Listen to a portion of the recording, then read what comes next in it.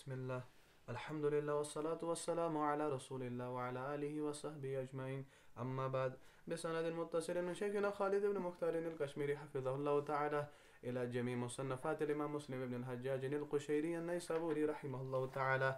قال رحمه الله تعالى: حدثني زهير بن حرب حدثنا الوليد بن مسلم حدثنا الأوزاعي حدثني حسان بن عتية حدثني أبو كبشة أن عبد الله بن عمرو حدثه أنه سمع رسول الله صلى الله عليه وسلم يقول: بلغوا عني ولو آية وحدثوا عن بني إسرائيل ولا حرج،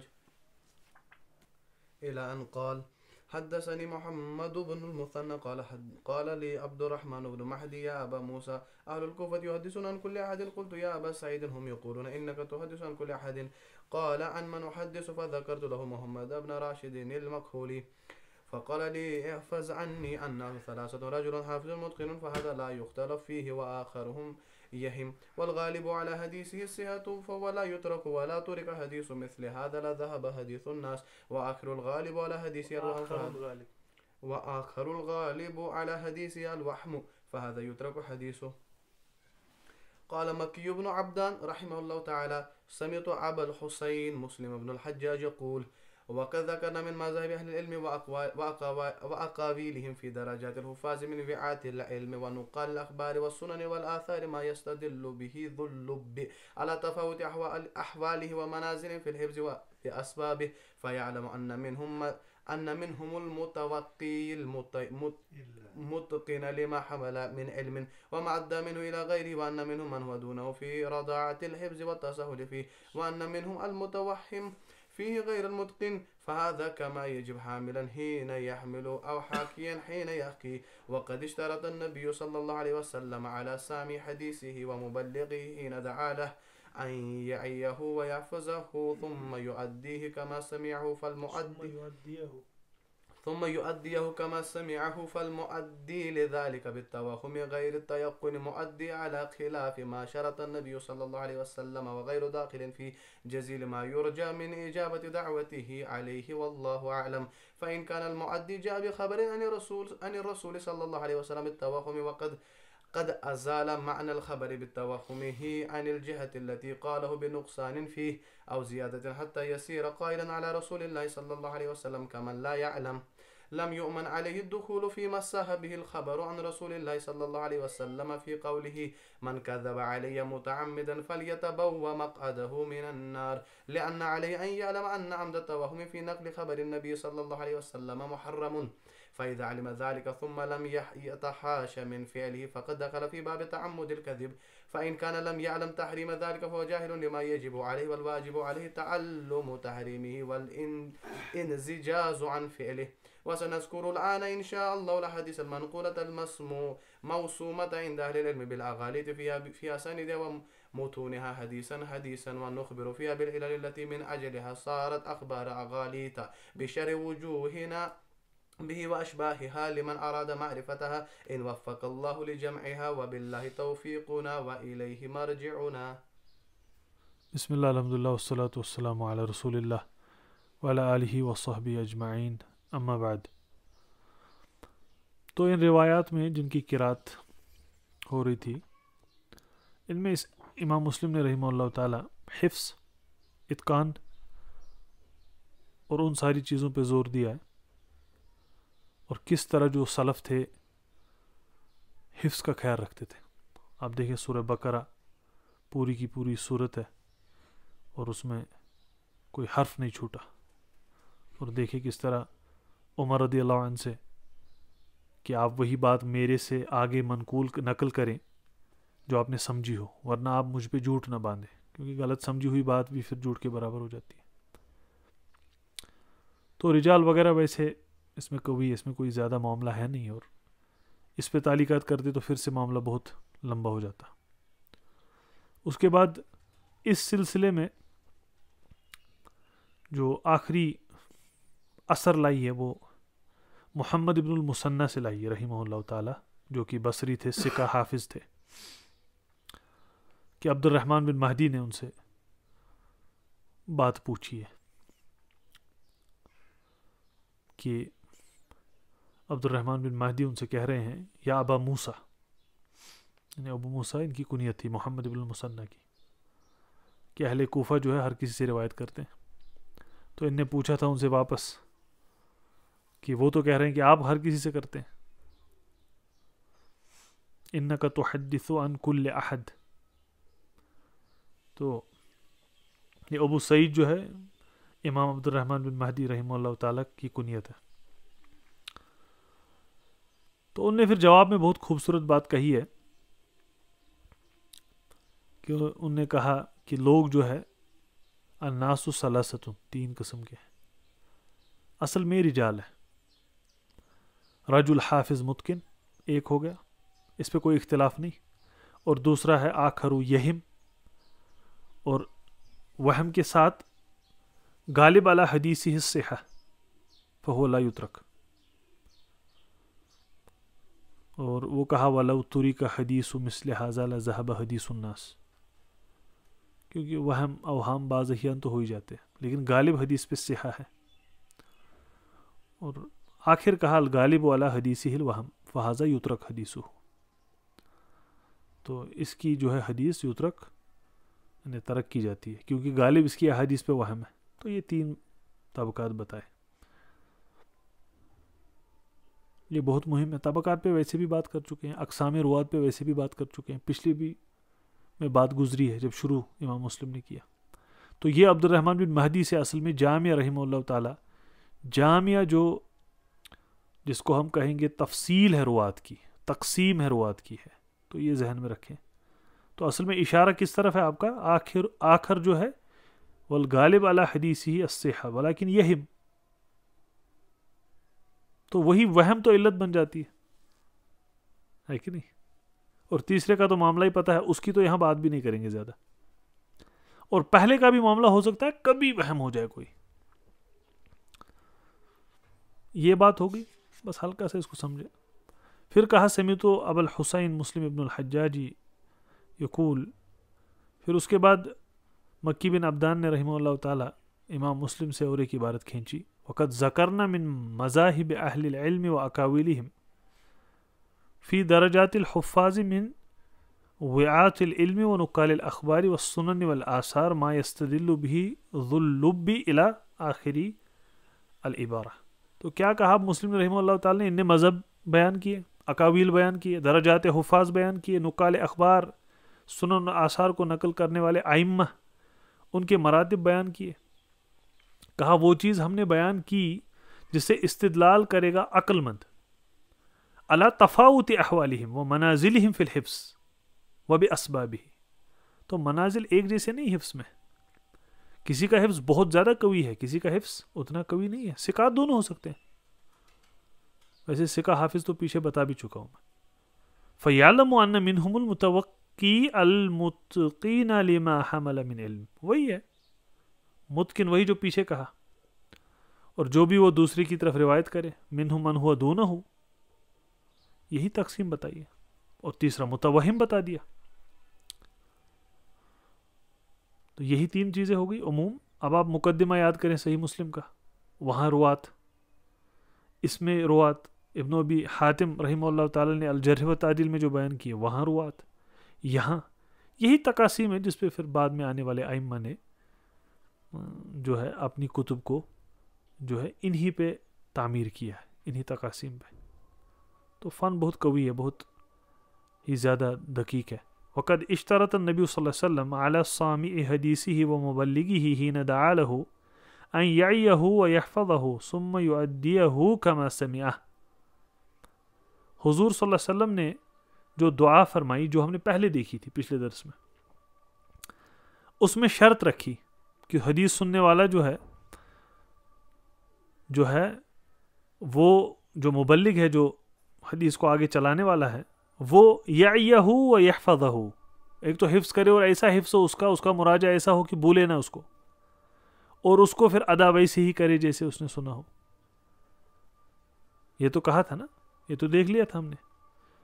اور کہا فالمعدی لذالک بالتوہم غیر التیقن معدی علی خلاف ما شرط النبی صلی اللہ علیہ وسلم.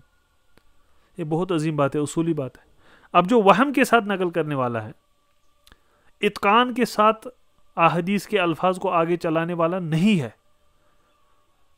وہ اس شرط پہ کھرا ہی نہیں اترتا جو شرط دعا میں شامل ہونے کے لیے لگائی گئی تھی.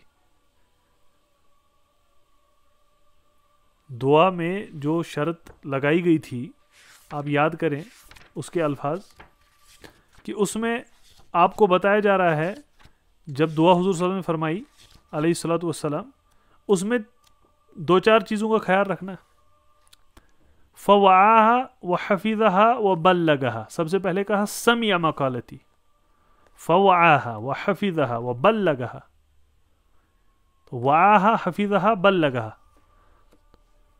تو اچھے سے اس کو ایسے حفظ کرنا کہ جس میں پھر غلطی کی گنجائش نہ ہو. اگر ویسا ہو رہا ہے، غلطی ہو رہی ہے، امام مسلم رحمہ اللہ تعالیٰ فرما رہے کیونکہ شرط کا فقدان ہے، فرمایا وہ غیر داخل فی جزیل ما یرجا من اجابت دعوتہ علیہ واللہ عالم، تو پھر جو ہے غیر داخل وہ اس دعا کے جزیل ثواب میں داخل نہیں ہو پائے گا، کیونکہ وہاں کچھ شرط ہے.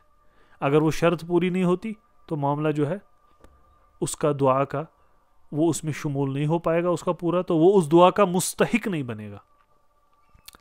بات سمجھ آ گئی؟ بہت بہت قوی اور خوبصورت استدلال ہے.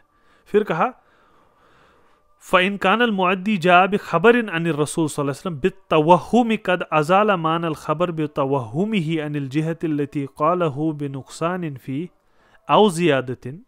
اب دیکھیں دوسری بات کہی اس میں، فَإِنْ كَانَ الْمُعَدِّي جَاءَ بِخَبَرٍ عن الرسول صلی اللہ علیہ وسلم بالتوہم، اگر اب یہ جو ادا کرنے والا ہے خبر کو وہ توہم کے ساتھ روایت کر رہا ہے، قد ازال معنی الخبر، اور اس نے اس کے ساتھ کیا کر دیا، خبر کا جو معنی ہے اسی کو خراب کر دیا.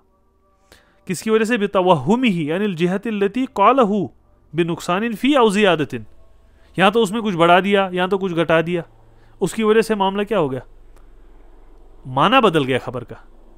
جو جس معنی پہ حضور صلی اللہ علیہ وآلہ وسلم نے فرمایا تھا اس کا وہ معنی ہی نہیں رہا، یا تو زیادہ ہو گئی یا نقصان ہو گئی اس کے وہم کی وجہ سے. حتی یسیر قائلا علی رسول اللہ صلی اللہ علیہ وسلم کمن لا یعلم لم یؤمن علیہ الدخول فیما صح به الخبر عن رسول اللہ صلی اللہ علیہ وسلم فی قولہ من کذب علی متعمدا فلیتبوع مقعدہ من النار. اب یہاں پہ دوسری بات بتائی، اب اس نے ایسی بات آگے چلا دی، ایسے اس نے الفاظ میں تبدیلی ہو گئی، کوئی ایسا معاملہ ہو گیا، زیادہ ہو گئی، نقصان ہو گئی اس کے توہم کی وجہ سے.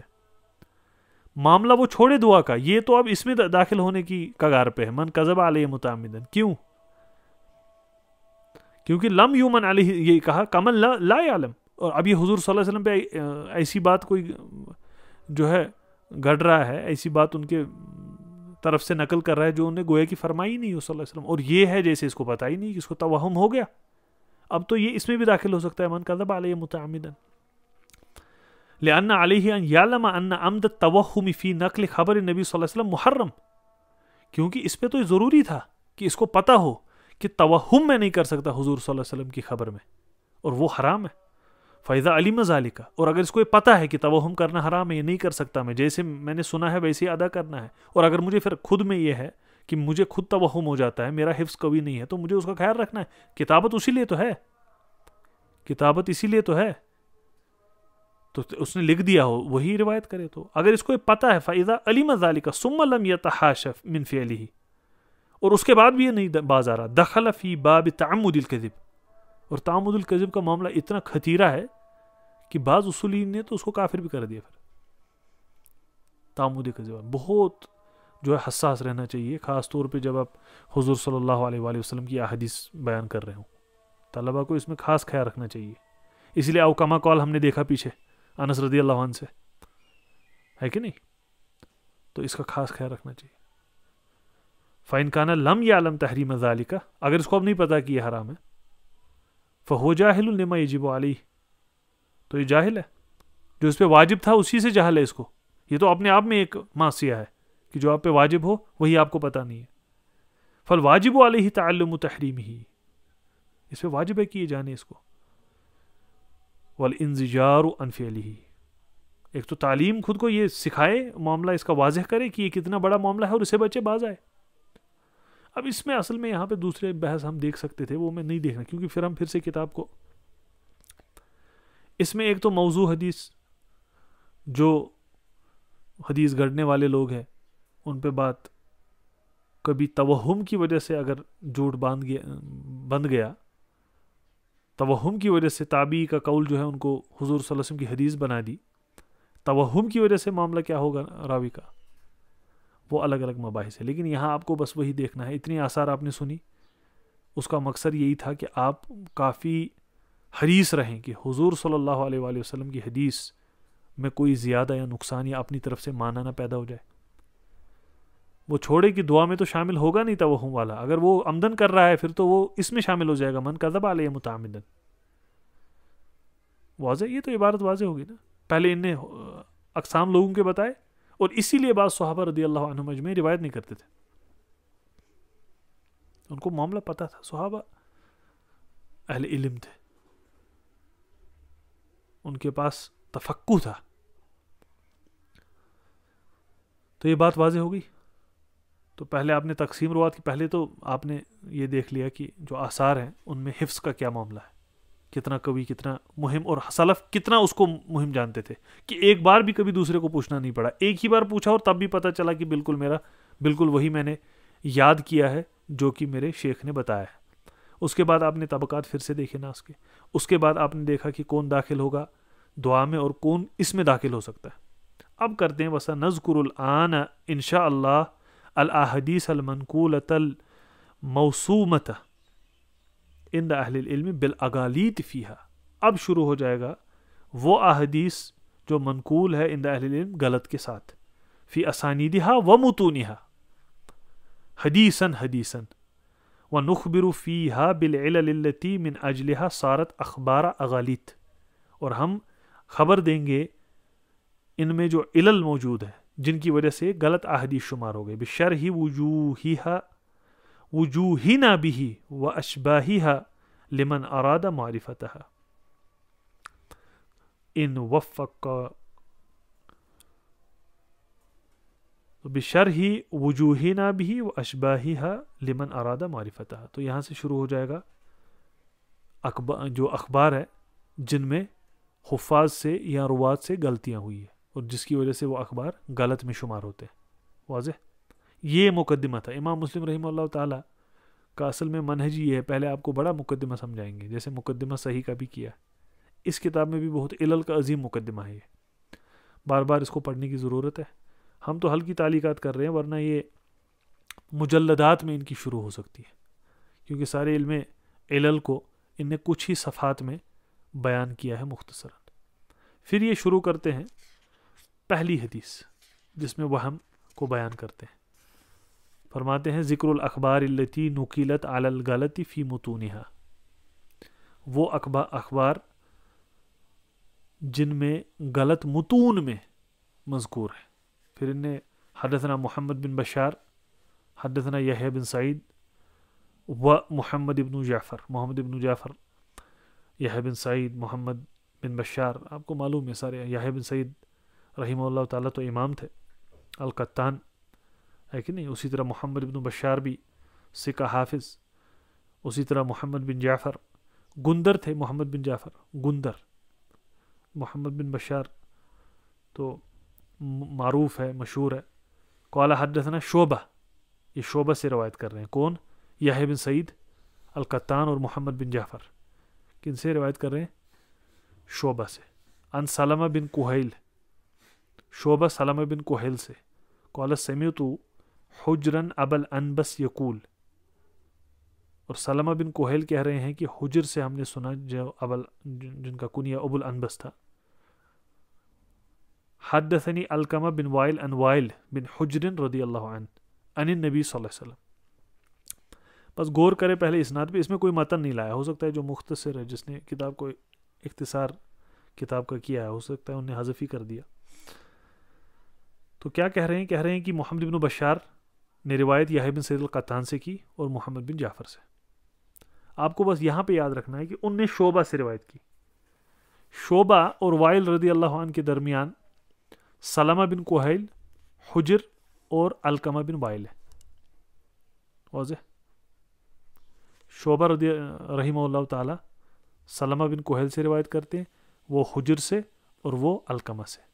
یہ تین لوگ ہو گئے. پھر صحابی رضی اللہ عنہ. تو اس میں بھی آپ یاد رکھیں، اس میں سلمہ بن کوہیل جو ہے وہ بھی ثقہ ہیں، اور حجر جو ہے ان کے بارے میں ابن معین کا قول تو واضح ہے، لیکن خطیب نے ان کو ثقہ کہا ہے۔ تو اصل میں یہ معاملہ جو ہے یہ حدیث آمین والی حدیث ہے،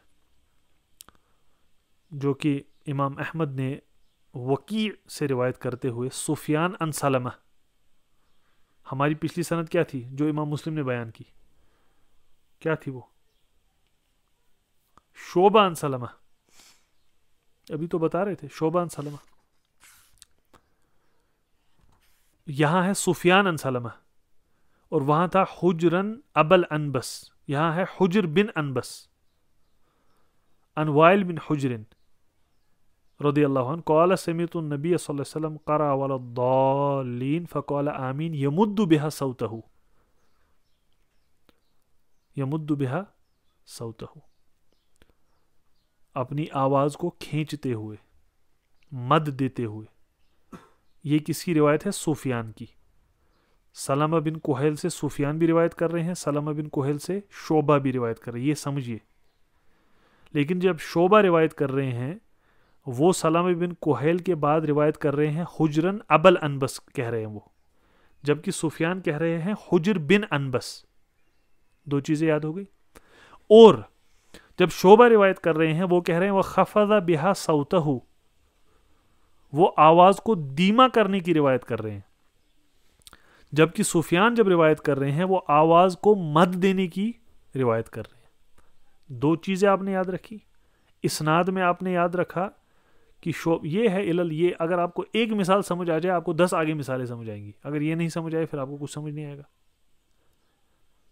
تو شعبہ رحمہ اللہ تعالیٰ جب روایت کر رہے ہیں سلمہ بن کوہیل سے، وہ بھی روایت کر رہے ہیں، لیکن وہ حجر کو بن انبس نہیں کہہ رہے، وہ حجرن ابل انبس کہہ رہے ہیں، اور وہ کہہ رہے ہیں کہ خفض بها صوته، آواز کو دھیما کرنے کا کہہ رہے ہیں، جبکہ سفیان جب روایت کر رہے ہیں وہ بھی سلمہ سے روایت کر رہے ہیں، وہ کر رہے ہیں حجر بن انبس کہہ رہے ہیں، وہ حجرن ابل انبس نہیں، اور وہ روایت کر رہے ہیں یمد بها صوته۔ واضح یہ بات ہو گئی۔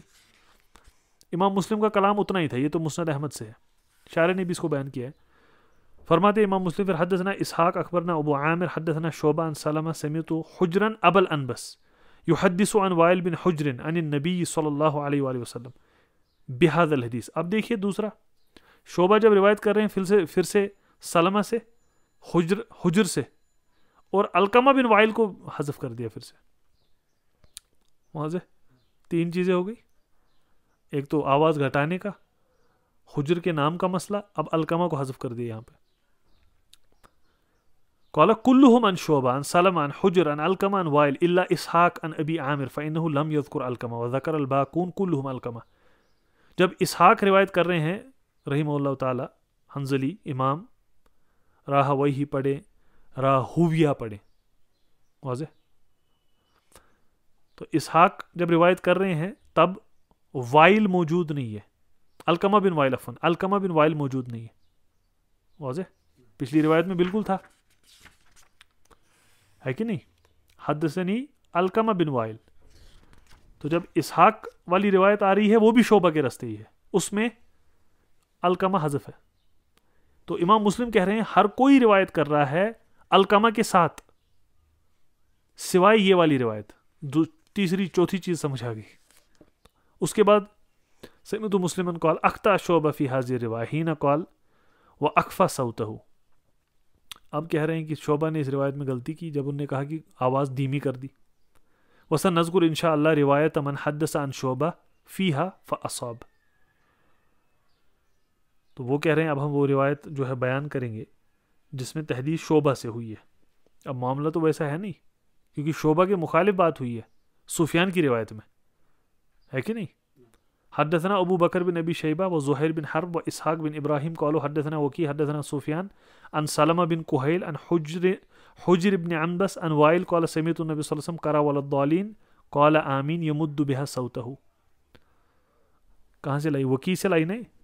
اب دیکھیے امام احمد تو سیدھے وکی سے لا رہے تھے، ان کے شیخ ہیں، یہ لا رہے ہیں ابو بکر بن ابی شیبہ سے، زہیر بن حرب سے، اسحاق بن ابراہیم سے۔ نئی بات آئی سمجھ؟ تو امام مسلم اور وکی کے درمیان ایک شخص ہے، لیکن اب یہ 3 مشائخ ہیں ان کے، ابو بکر بن ابی شیبہ، زہیر بن حرب، اسحاق بن ابراہیم حنظلی امام رحمہ اللہ تعالی. واضح؟ تو یہ قالو کہہ رہے ہیں، پھر وہی وکی، پھر سفیان، پھر سلمہ بن کہیل، پھر حجر بن انبس. حجر ابل انبس نہیں، اب بات نہیں سمجھ آ رہی. ان وائل، اور لا رہے یمد بہا صوتہ، شعبہ کی روایت کی مخالف. ایک مد کے، آمین کے مد کے ساتھ ایک مخالفت، دوسری مخالفت حجر کے نام ہے کہ نہیں، اور تیسری القمہ کے بغیر. سیریل آیا نا، حجر بن انبس ان وائل. واضح؟ یہ دیکھیے آپ، یہ دقائق ہے، یہ کتنے خفی چیزیں ہیں، یہ کتنی چھپی ہوئی اسانید کے اندر. اس کے بعد حدثنا ابو قریب حدثنا اسود بن عامر حدثنا شریک، یہ قاضی ہے، یہ ضعیف ہے. واضح؟ ان سماک ان القمہ ان ابی، اب پھر سے آ گئی. اب یہ لیکن یہ جو رستہ ہے ابو قریب سے، محمد ابن العلا سے، سمعت رسول اللہ صلی اللہ علیہ وسلم یجہر بآمین، تو یہ جہر آمین ہے، لیکن اسناد کا معاملہ تو آپ نے دیکھ ہی لیا.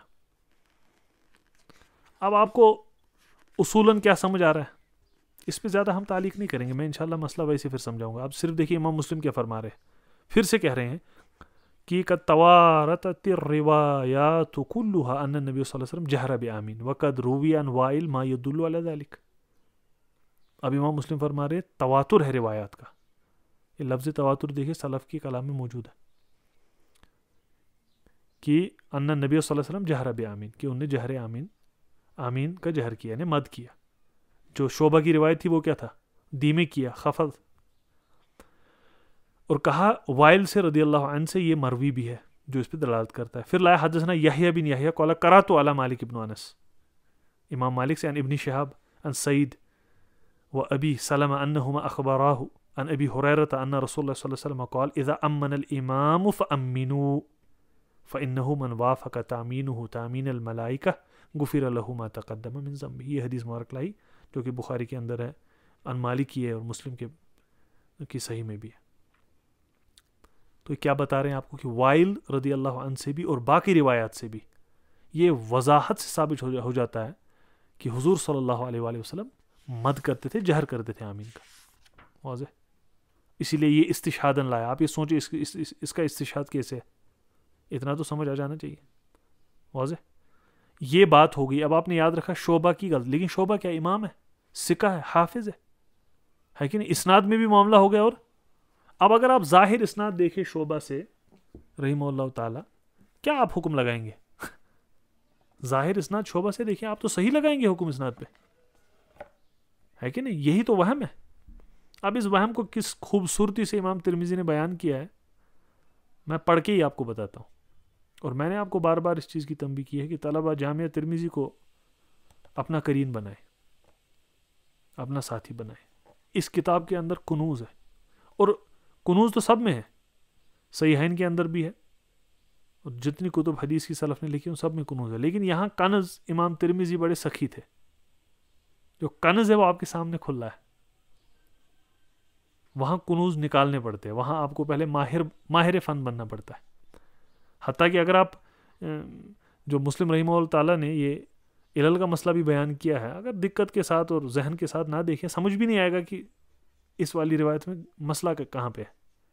اب دیکھیں ترمذی رحمہ اللہ تعالیٰ نے کتاب الصلاۃ کے اندر باب ما جاء فی التامین، حدثنا محمد بن بشار وہی بندار قال نہیں، حدثنا محمد بن بشار حدثنا یحییٰ بن سعید و عبد الرحمن بن مہدی قال حدثنا سفیان. یہ پہنچ گئے نا آپ، یہ آپ کا طبقہ ہے کن کا، شعبہ کا.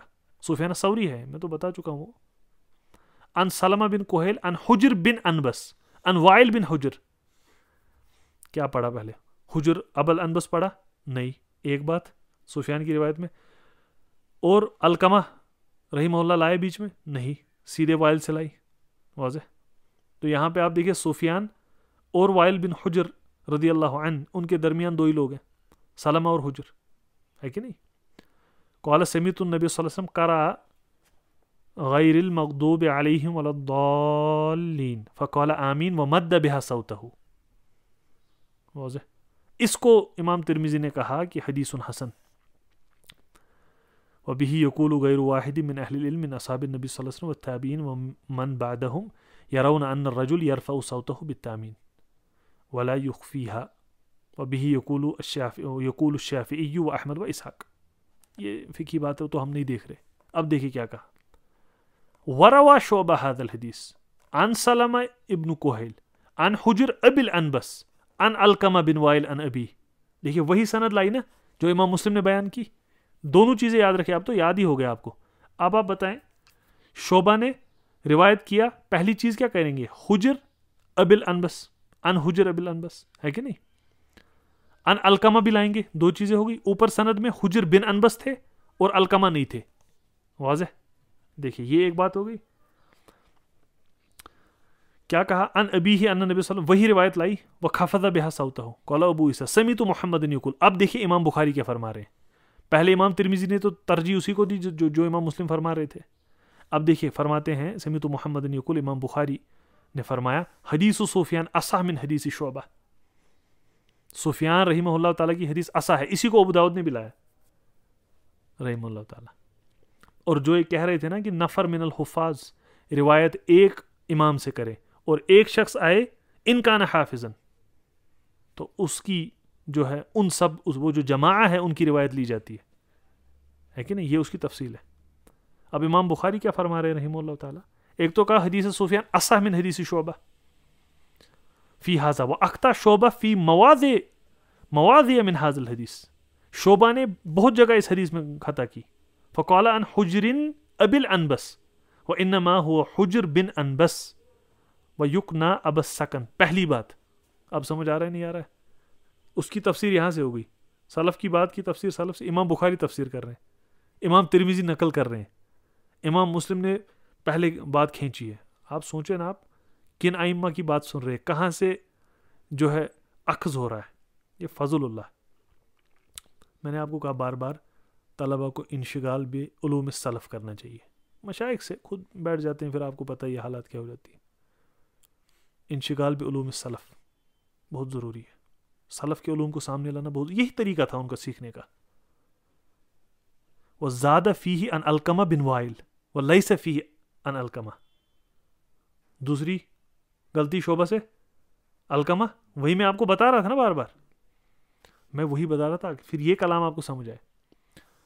وانما ہوا ان حجر بن انبس ان وائل بن حجر. تو یہ بخاری کا بھی اختیار ہے اور یہ نقل کرنے والے ترمذی ہے اور وہ بھی اسی طرف اشارہ کر رہے ہیں. وقال خفض بها صوته وانما هو ومد بها صوته. سب چیزوں پہ بخاری رحمہ اللہ تعالی نے بات کی. انہی کا اشارہ کس نے کیا تھا؟ امام مسلم نے. قال ابو عیسیٰ وسالت ابا زرع عن هذا الحديث. ابھی امام ابو زرع سے پوچھ رہے ہیں. فقال حدیث سفیان فی هذا اصح من حدیث شعبہ. اصح کا معنی یہاں پہ آپ یہ سمجھیں کہ اصح کا مطلب ہے شعبہ نے خطا کی ہے, کیونکہ وہ کیا کہہ رہے ہیں؟ وہ اخطا شعبہ فی مواضع. یہ نہیں کہہ رہے وہ بھی تھوڑا ٹھیک ہے زیادہ ٹھیک ہے, یہ کہہ رہے ہیں خطا کر دی ان نے. امام بخاری اپنی عبارت کو خود واضح کر رہے ہیں. تو کہا کہ من حدیث شعبہ قال وروى العلاء بن صالح الاسدی عن سلمہ بن کہیل نحو روایت سفیان. ابھی کہہ رہے ہیں کہ سفیان کے ساتھ ایسے روایت کرنے والے علاء بن صالح بھی ہیں. یہ وہی بات ہوئی جو مسلم نے پہلے بیان کی تھی کہ جب نفر من الحفاظ روایت کرے. واضح. ابو زرع بھی اسی کے ساتھ ہو گئے, امام بخاری بھی اسی کے ساتھ ہو گئے, امام ترمذی بھی اسی کے ساتھ ہو گئے, امام مسلم تو اسی کے ساتھ تھے رحمۃ اللہ علیہم اجمعین.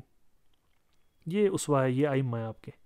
قال ابو عیسیٰ حدثنا ابو بکر محمد بن ابان حدثنا عبداللہ بن نمیر حدثنا العلاء بن صالح الاسدی عن سلمہ بن کہیل عن حجر بن انبس عن وائل بن حجر عن نبی صلی اللہ علیہ وسلم نحو حدیث سفیان عن سلمہ بن کہیل.